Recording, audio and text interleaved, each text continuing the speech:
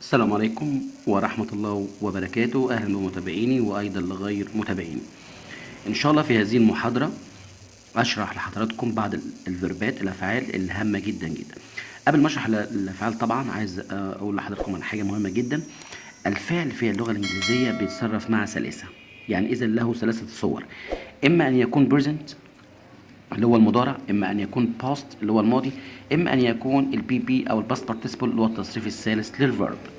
بالنسبه للفيرب اللي عندنا دلوقتي قدامنا go يعني يذهب، went ذهب gone ايضا برضه بمعنى ذهب، ولكن في فرق ما بينهم. الفرق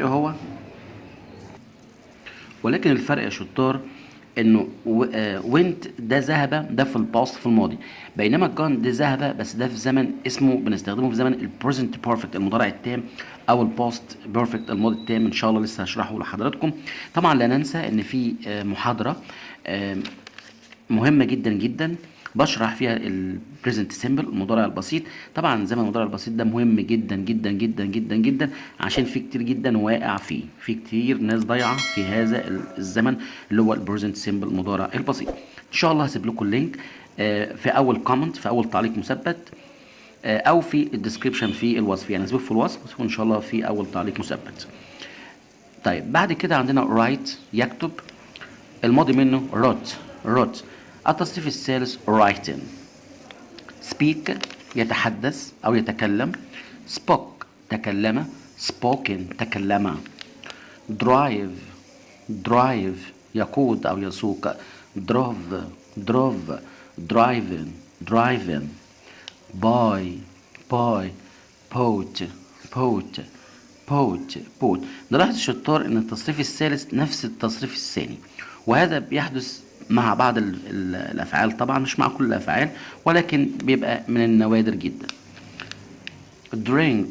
drink يشرب، drunk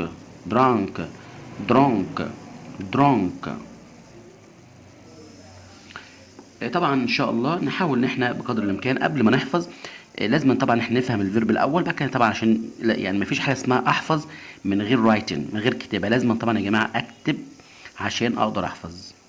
الرجاء كتابه الفيرب كذا مره لحد ما احفظه ان شاء الله بامر الله. شوف حاجه مع بعض. ده فيرب اللي هو امبيرس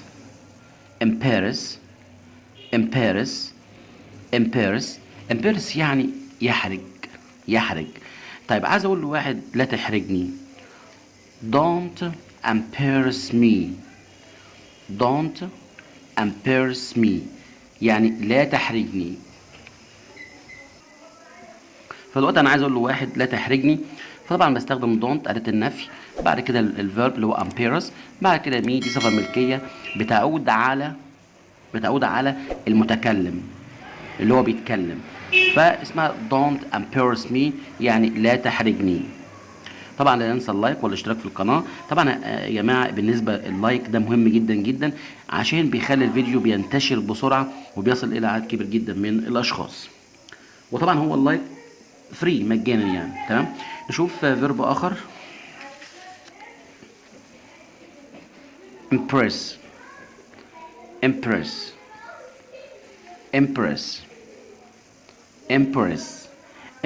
يعني يحضن. ناخد مثال. The mother impresses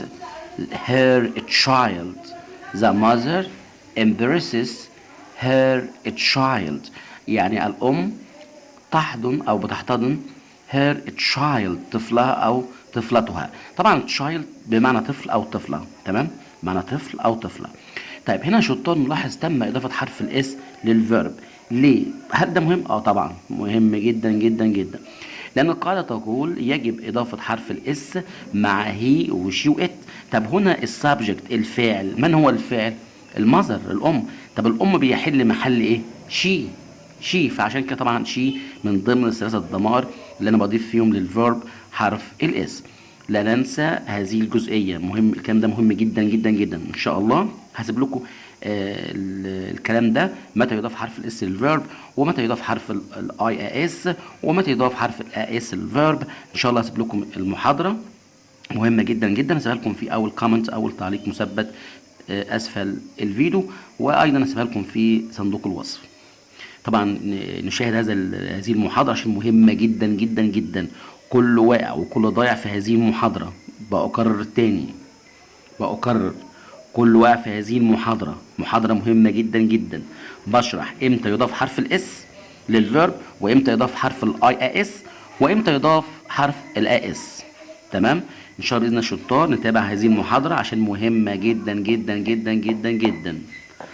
اترككم في رعاية الله ودمتم and I will see you again. طبعا ان شاء الله بامر الله معايا هتلاقوا اللغة سهلة جدا جدا، ما فيهاش اي حاجة خالص، هتلاقوها مرنة بشكل كبير قوي قوي. ولكن طبعا فالومي، تابعوني بامر الله ان شاء الله، سوف تجدوا كل ما هو جديد، وسوف تجدوا الليفل بتاعكم، مستواكم اتحسن بشكل كبير جدا جدا جدا جدا. طبعا لا ننسى اللايك، عشان طبعا زي ما قلت قبل كده اللايك بيعمل على سرعة انتشار الفيديو. إذا عجبك شرحي لا تنسى اللايك. أترككم في رعاية الله ودمتم، وإلى اللقاء في محاضرة أخرى. Goodbye and I will see you soon.